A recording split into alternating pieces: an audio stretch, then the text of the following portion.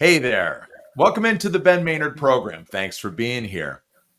Let's get some housekeeping taken care of right away. As a reminder, this podcast is available on multiple podcast platforms like Amazon Music, Apple Podcasts, and Spotify. Or if you just search the Ben Maynard program, you'll see multiple options. Choose the one to your liking. As you know, I like to steer everyone towards Buzzsprout because that's where my website is. Or if you can't resist all this beauty right here and you're watching on YouTube, then I ask you please subscribe to the channel, give me a thumbs up, and leave a comment. You know, I love comments. I reply to every single one of your comments.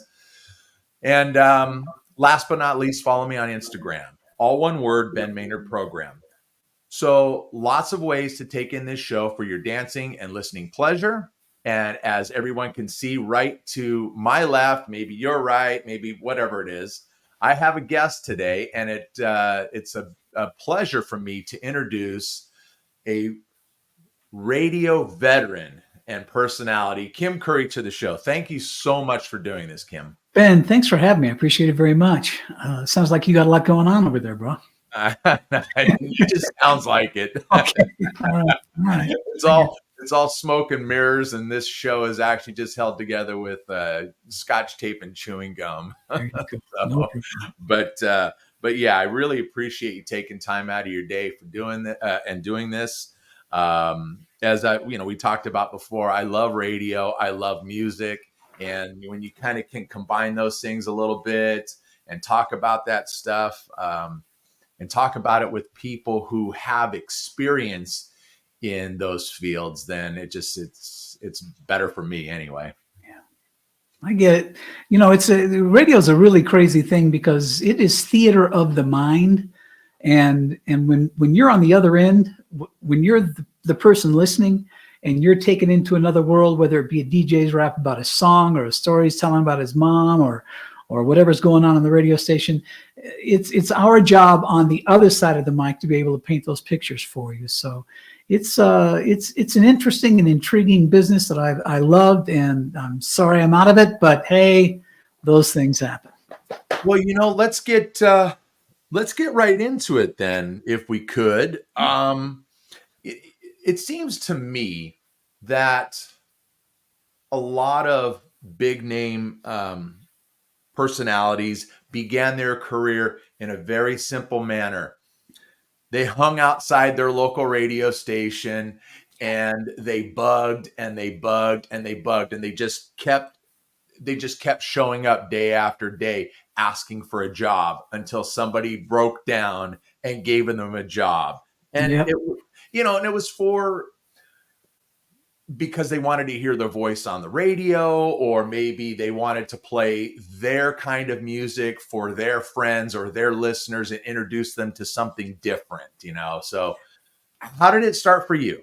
Well, I was a young boy in a small town here in Colorado, which is where I'm at.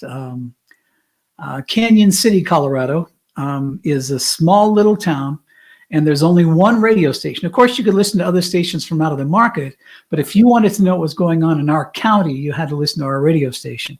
And my dad was a retired 20-year Navy vet who did a variety of different things while I was growing up after he retired in 1965. He was a prison guard. He was the editor of a newspaper. He was a circulation director, and then he got a job at the local radio station to be a news guy because my dad had a really intriguing news voice. We're talking the 1960s, 70s. So my dad came home one day and he said that the general manager of the radio station needed someone to come and babysit for him. And so I rushed to the radio station figuring I was going to babysit his kids because I was a senior in high school, the drum major of the band. I was a trumpet player. I was a basketball player. The way I made my money in my spare time was to babysit my parents' friends' kids. So I went to the radio station assuming I would see his kids when I got there. He calls me downstairs and he says, "No, you're here to babysit the radio station on Sunday mornings," because what they did was it's like I said, a small town, probably 10 churches. They recorded each of the church services on Sunday morning and they played them back the following Sunday. And so nobody wanted that job. I had to hire a little high school kid. And that's how I got into it. And the first time I heard, because my job was to get the tapes ready to play them. When the tape was over, I had to introduce the next one, and then I had to maybe even do the station identification. And I remember the first station ID I did, and it hit me when I heard my voice on the radio the first time. This is KRLN, Canyon City, Colorado, the station with the news reputation. And I'll never forget that. And once I heard that, I was stuck, and they couldn't get rid of me at the radio station. It was a daytimer. It was only on from sunrise until sunset. Oh my gosh. After sunset, I'd go into the radio station and I would practice being a DJ, and it eventually got me into college, which is where I started learning all about the business. That is great. So many, as I said, so many big name personalities that people wouldn't even imagine. That is how it started for them on this tiny local radio station. And like you said, it broadcasts from sun up to sundown. Was it?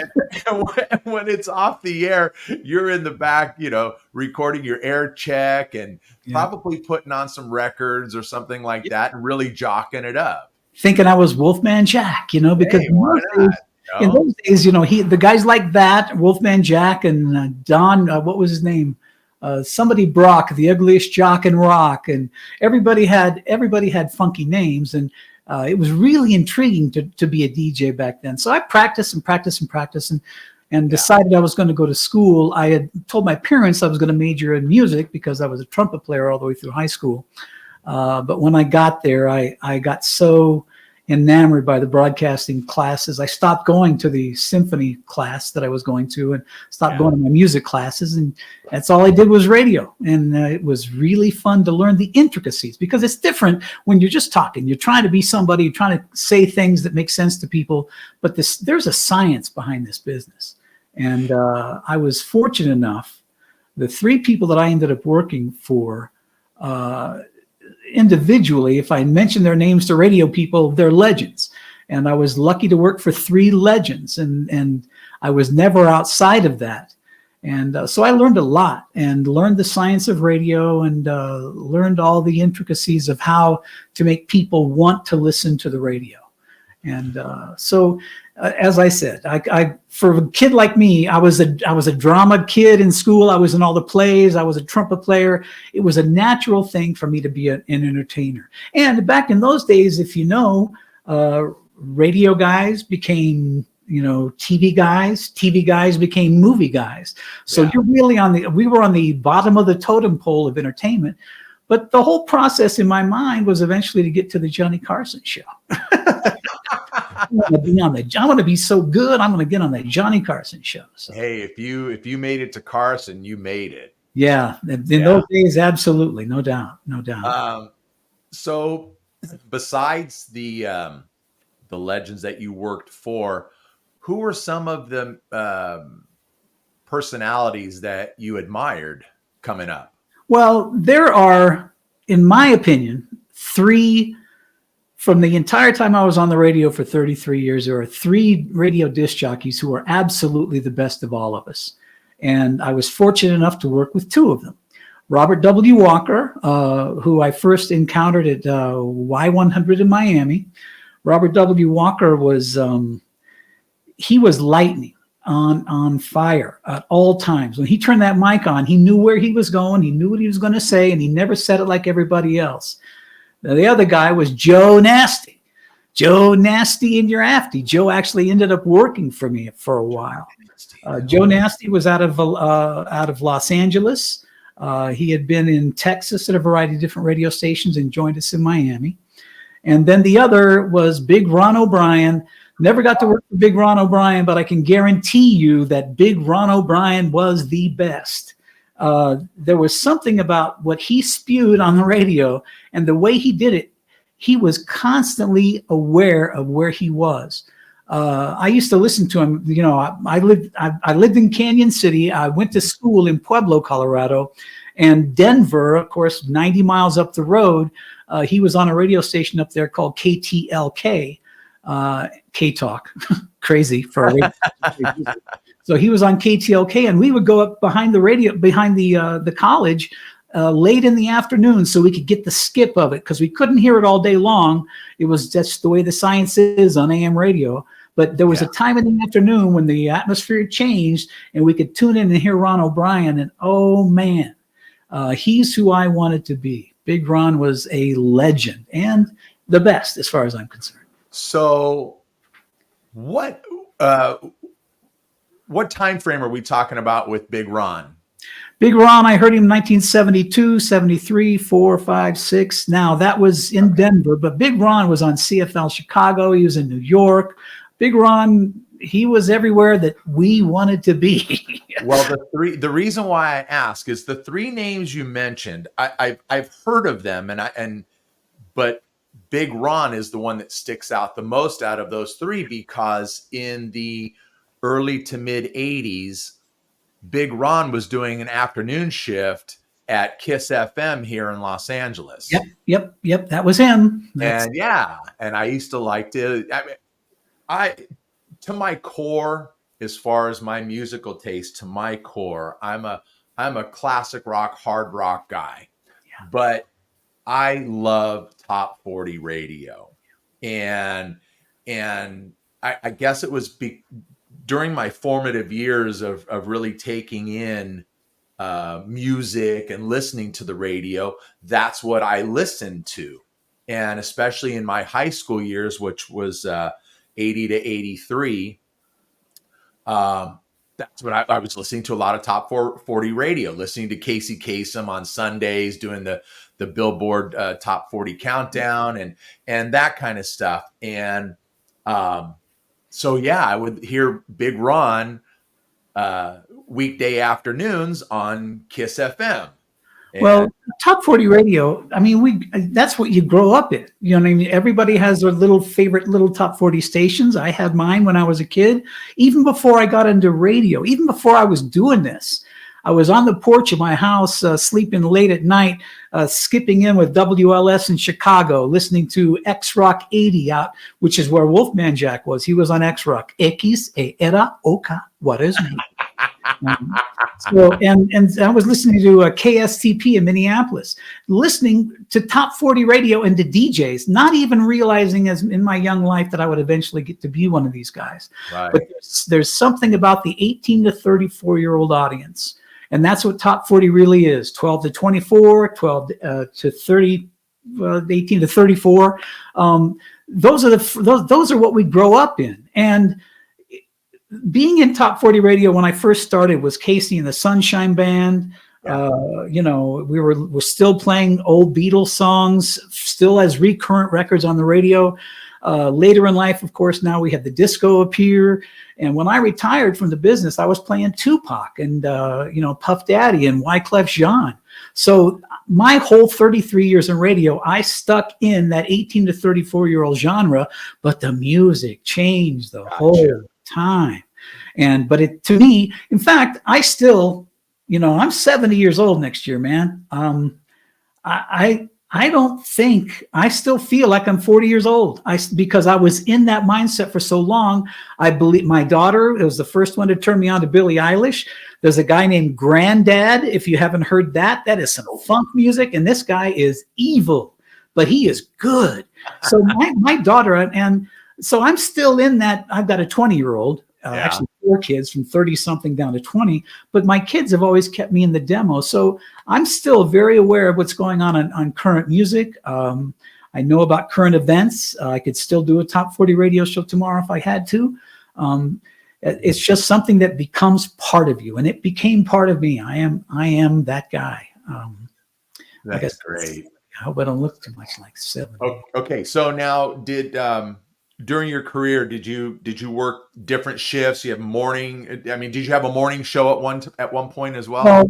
Well, now the name Kid Curry, that's me. Now when I left my hometown, and well, when I left college, I was there about 2.5 years. And, you know, you're in school. I was doing part-time on the only on the number 2 radio station in Pueblo. And then I finally thought, well, you know what? I'm good enough to go out and start applying for jobs. So I applied for jobs around the country and got a hook on a station in Knoxville, Tennessee.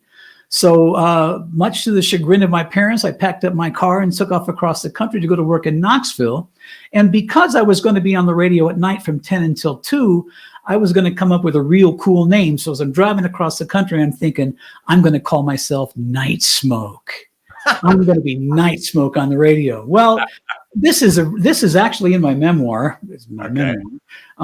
I go to the radio station. I drive up to Knoxville's 15Q, and I go inside. It was a Saturday morning, and there was a receptionist there, and a big, tall guy, big, overweight guy with curly hair behind her in a Hawaiian shirt. And I reach my hand out to the receptionist and says, "Hello, I'm your new nighttime disc jockey. I'm Night Smoke." And the guy behind her says, "Well, if it isn't Kid Curry."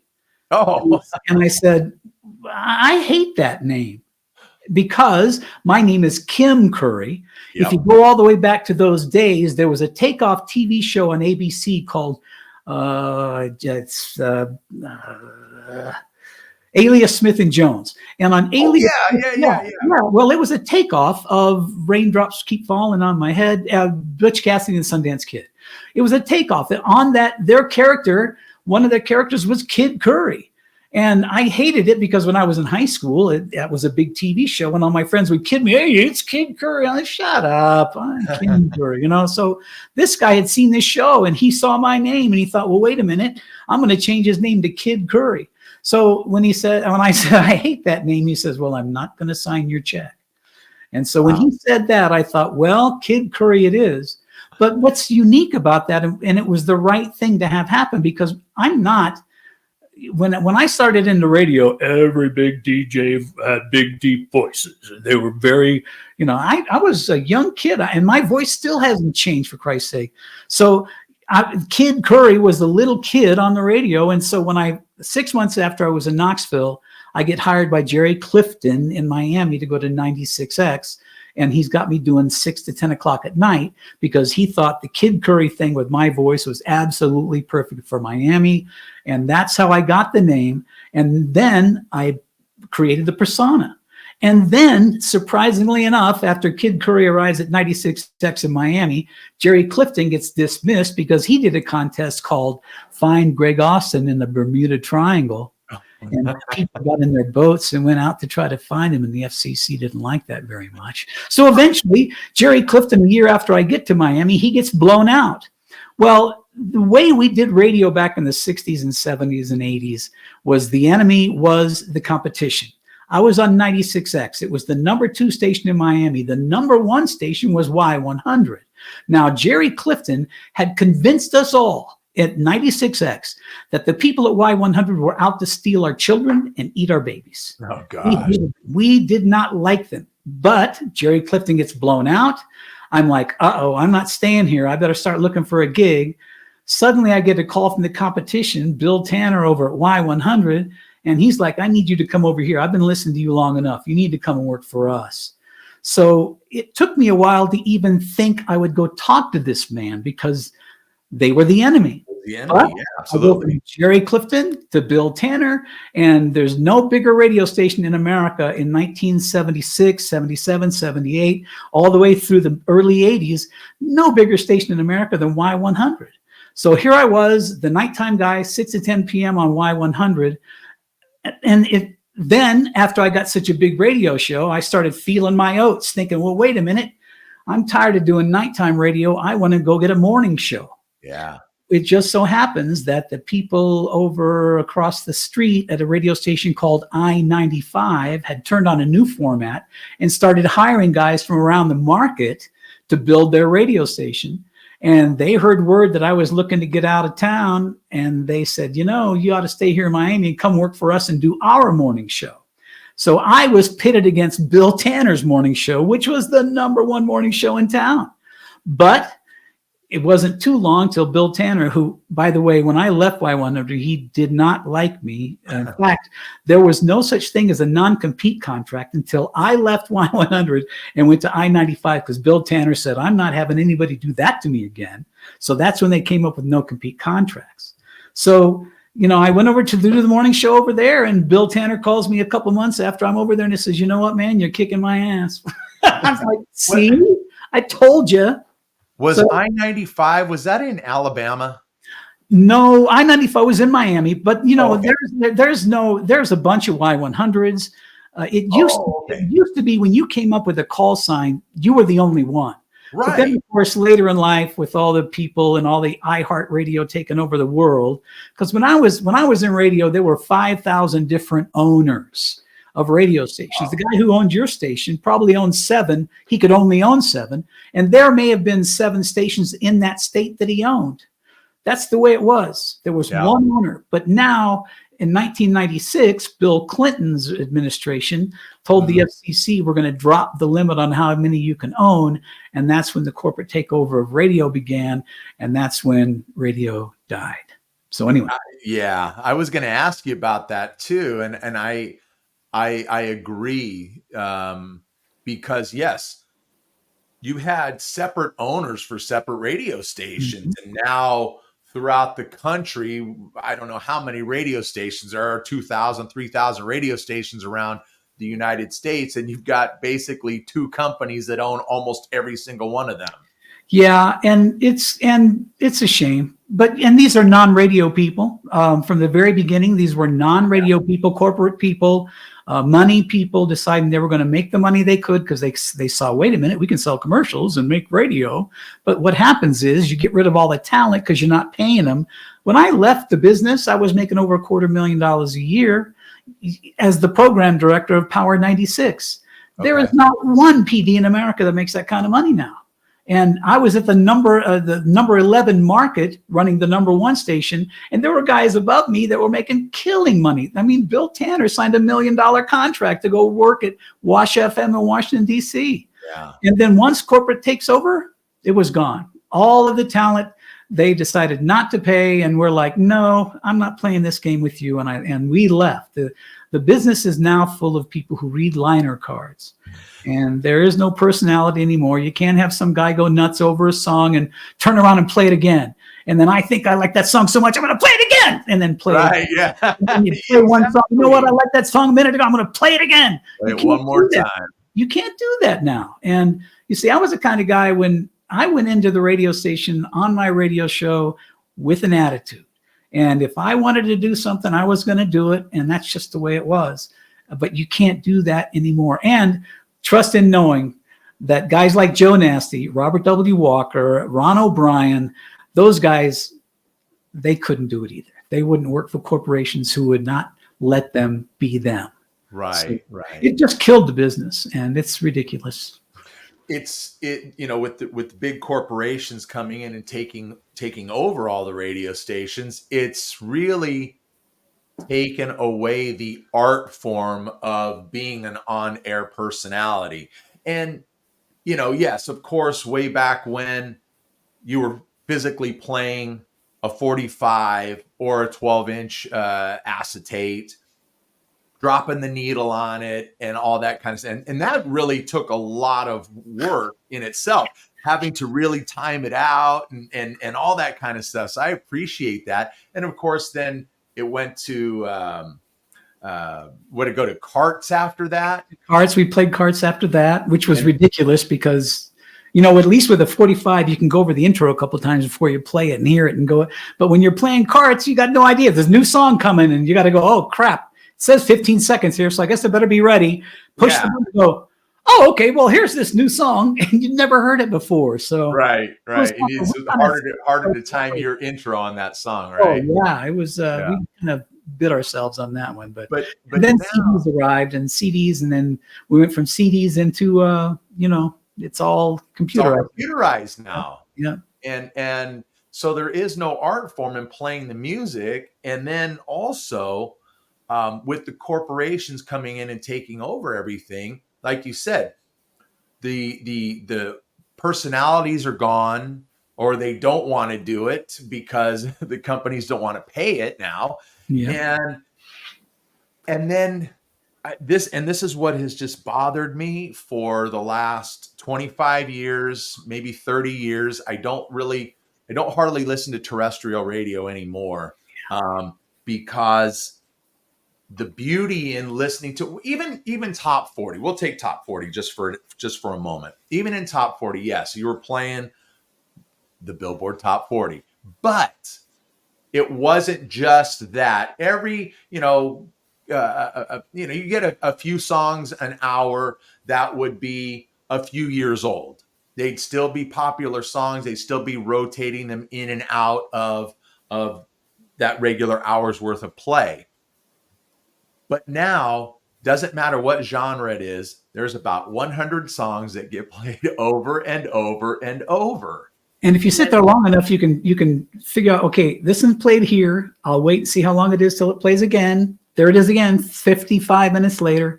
And you just start to pick it out. But when I was in Miami, each market is different. Yes, you have top 40 music. There's no doubt.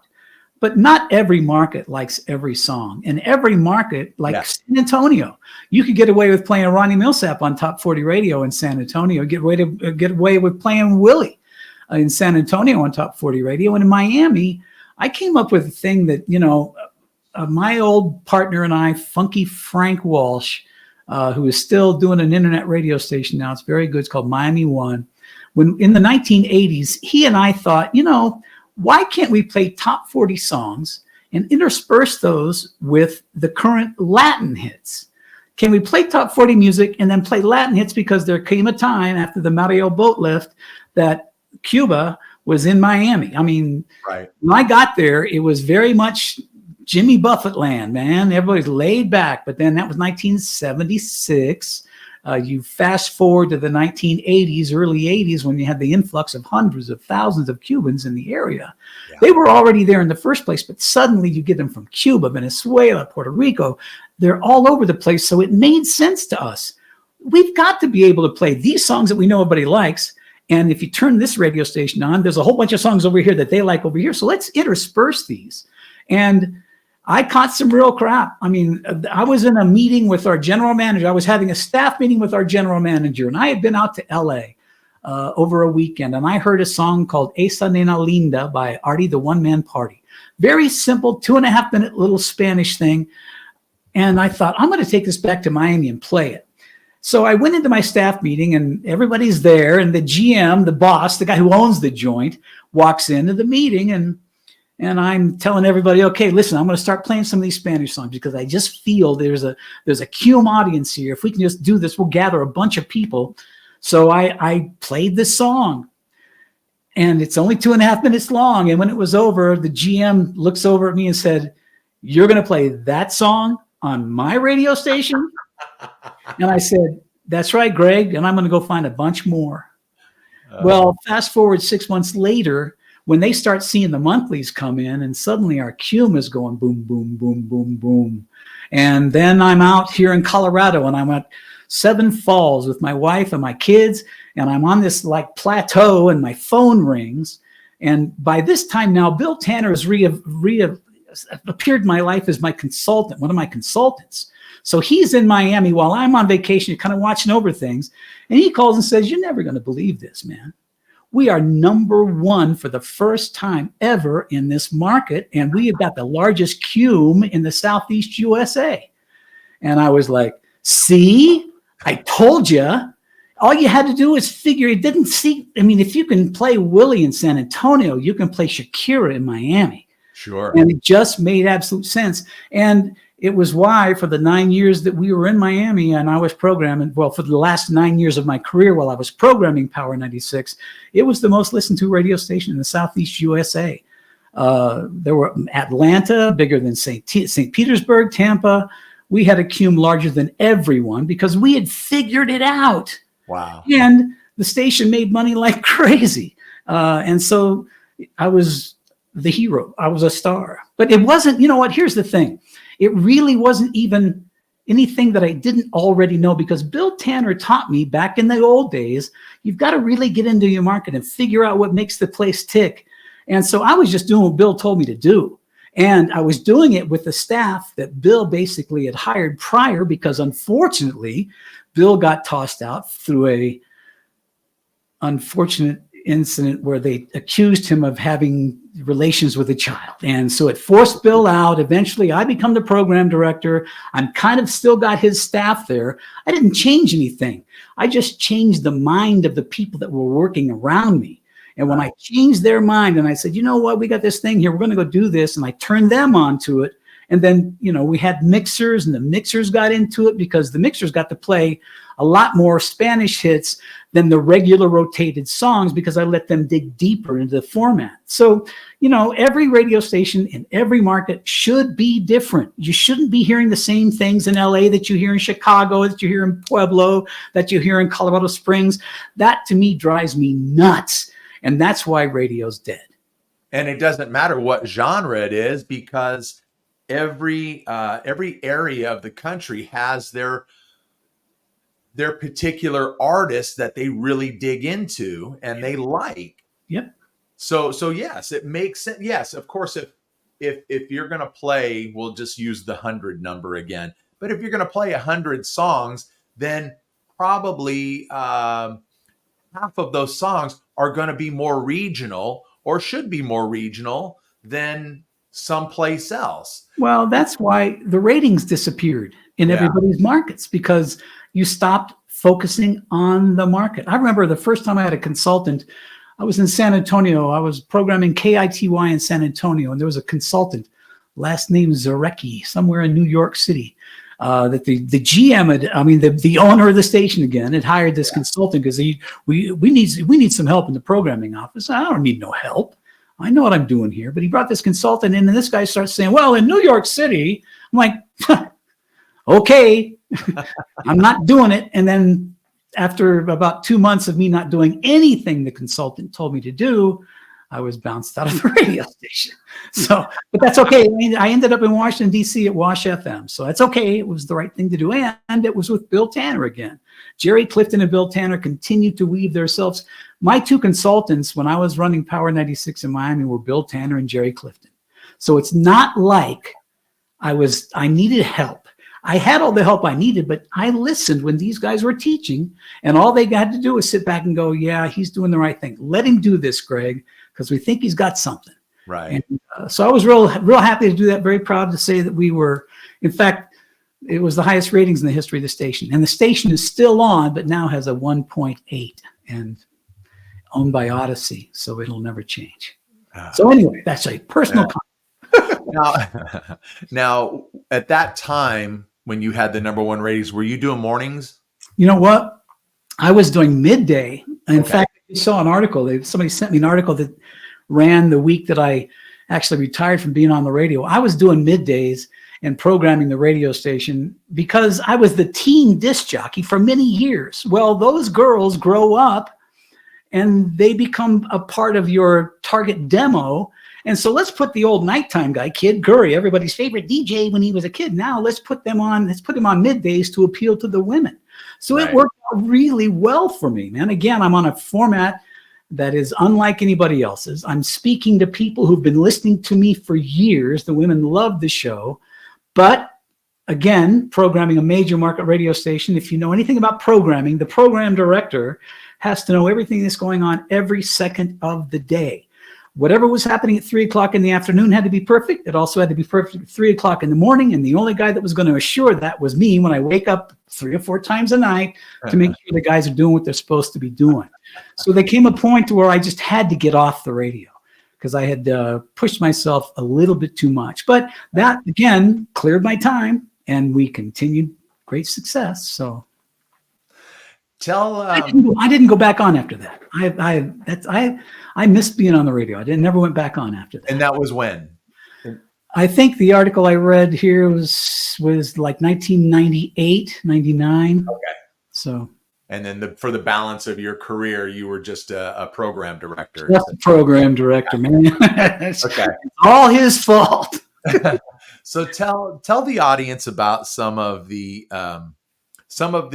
silly radio stunts that you took part in during your time. Well, we told you about the Jerry Clifton thing. Find Greg Austin in the Bermuda Triangle. You try to come up with things that aren't going to get you licensed. But, Arrested or fired or both, right?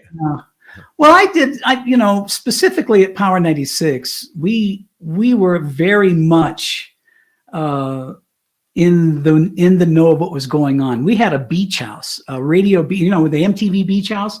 We had our own beach house in Miami, and so we invited people to come over there, and we told terrible stories about the waters and the whirlpool being infected because there were too many greasy people in it, and it wasn't true, but it was just people. And then we used to do billboards in Miami. We do specific billboards. We had very, very advanced billboards, very techno type billboards, and we got on the radio one time and just apologized. We did not mean to do what we did in our billboard. And it goes by on all the buses. The buses have got them. They're all over every bus. Right. And we didn't do anything. We just said, we apologize. And it became a news story. Well, what happened? What's on the billboard? Nothing. I just told you that so you look at the billboard. Sorry. There was a lot of things, but see, that's the kind of thing. I was more into theater of the mind, to play with your brain than because I always thought that if you really mystify the audience, they'll come and go, what's he talking about? What are they talking about? So, there's a bunch of these funky stories. Here's probably just turn to these books here and come up with stuff. Okay, so I'm at the Grammys. Every year we did a big concert called Powerhouse, and every year I would go to the Grammys to talk to the record company people, because they were all in one place at one time, and convince them that they needed to send their acts to my big Powerhouse concert. And I loved that show. It was a great show, and we had Ricky Martin before he was a hit. We had all sorts of big acts, Puff Daddy. We had Jay-Z. All these things were coming to us as concerts. But to do that, I'd have to go out to the Grammys and put these together. Well, if you know about the Grammys, it ain't really the Grammys. It's the Clive Davis party the night. Okay. So being invited to the Clive Davis party is completely bigger than being at the Grammys. Because at the Grammys, you're like, I don't want to sit here anymore. I want to get up, and you leave, and then they have seat fillers come in so they can't see you on TV. But at the Grammys, at Clive Davis's party, Wyclef Jean had become a friend of mine. He'd done a couple shows for me, and my father passed away, and then his father passed away. So Cleffy and I became very, very entwined at that point. Everybody knew that Kid Curry and Wyclef Jean were good friends. So I'm at Clive Davis's party, and Cleffy's performing, getting ready to perform on stage. He goes on stage, and he comes off, and I'm sitting at a table. I get up, start to walk over to say hi to Cleffy, and suddenly, Aaron Neville comes up to me and says, "Hey, man, can you introduce me to Wyclef?" Whoa. But it was just it was fun to be able to know that I had such an influence on people, that everybody knew that the guy in Miami is square. He's a good guy. He runs good radio. Everybody likes him. Clive Davis invites him to his parties. And so, it was really exciting to be able to be around that kind of stuff. And, Aaron Neville got to meet Wyclef Jean. So it was my pleasure. All thanks to you. Well, I didn't know. The first year I was there, though, the first year I was at this big round table, and I'm by myself because I didn't take a date then, but I'm with some friends, and suddenly Donny Osmond and his wife come up, and they're like, "Can we sit here?" Please do, Mr. Osmond. My pleasure. Yeah. So Ben, I'm gonna have to give you about 8 more minutes, then I'm gonna have to bail for my next. Okay. All right. No, I'll take your 8 minutes. So then let's do this. Let's do this then. After you got out of radio, you were kind of forced into retirement. Am I right? Because you were diagnosed with MS, correct? Multiple sclerosis. Yeah. In 2004, I had had exacerbations of MS my whole life. I just didn't know what it was. I thought I got bit by fire ants. My arm was curling up. I couldn't see out of my right eye. Shoulders in deep pain. I had my toes start curling up, and I thought even one time I got stung by a killer bee. All that was happening throughout my life. But in 2004, those symptoms became predominant. I couldn't even walk straight. I was bouncing off the walls at my office to get from one office to another because I was losing control of my legs. I'm home visiting my mother. We're watching one of the tsunamis that wiped out part of the world. And my mom looks at me and she says to my wife, "There's something wrong with him. Look at his face." And I looked at my mom and said, "Mom, I'm watching this terrible thing on TV." She says, "No, Elizabeth, you got to get him into the doctor." So through that, 3 months later, I was diagnosed with multiple sclerosis. What happened then was very simple to me. Suddenly, I was diagnosed with a chronic disease. It was affecting me and kicking me at the time. And all I could think of was, I need to figure out what's going on with MS. I'm not thinking about the radio station. I need to get out of here. Okay. Because Power 96 is bigger than me. It's still there. Like I said, it was big when it came on. It was big. I didn't want to be the one to bring it down. So I decided I had to leave, give the station to my assistant, and let him take care of it. So I was forced into retirement, and my company took very good care of me when I left. But I got diagnosed with multiple sclerosis. For 8 years, I had declining health. I was on a specific drug for 8 years that wasn't doing any good. I have the best MS doctor in the United States and here in Colorado. His name is Dr. Alan Bowling. Dr. Bowling, who is very much into the research of MS, says you need to change over to this new drug, Copaxone. But when you do that, you need to start taking 30,000 IUs a day of vitamin D, because the doctor in his mind was saying there's a connection between vitamin D, which is a sun vitamin, and the way your body accepts your medicine. So for 6 months, I'm taking this new medicine, Copaxone, and nothing's happening. Because when I was a radio DJ at night on Y100, I put my mom on the radio, and my mom would say, "Oh, you make sure you take your vitamins. Achoo, achoo, achoo. Make sure you take your vitamin C." And I'd always say, "Mom, vitamins don't work. You've got pneumonia." And it was just something that stuck in my head. So when the doctor's telling me to take these vitamin D, I'm like, "Vitamins don't work, doc." But 6 months after my wife's harassment, because the doctor kept saying to her, "Get him on the vitamin D," I started taking those 30,000 IUs.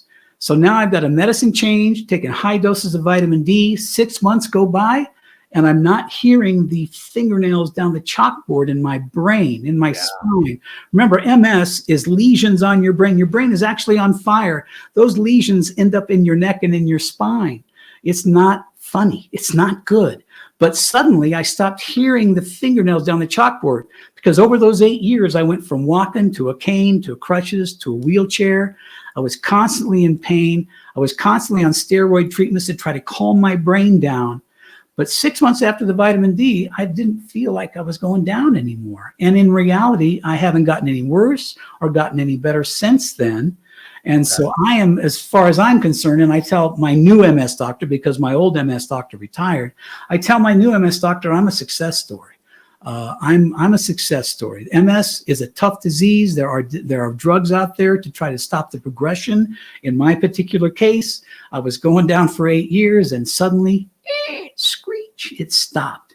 Yeah. And I now, to fill my time, I'm now an author. I write. I've got 3 books out. I'm working on my 4th book.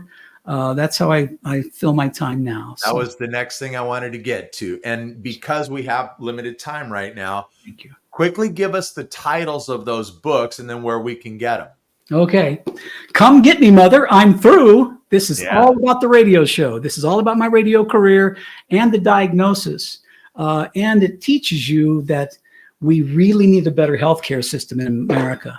This is The Death of Fairness. This story is about what happened to a small American town, my small American town I grew up in, what happened to the town after President Reagan rescinded the Fairness Doctrine. Now, the 1987 Fairness in Broadcasting Act contained the Fairness Doctrine, which had been in effect since the beginning of broadcasting. If you hear someone lie on the radio, you as a citizen have the right to go to that radio station and demand equal time to call the liar out or dispel disinformation. Well, in 1987, Ronald Reagan got rid of that rule.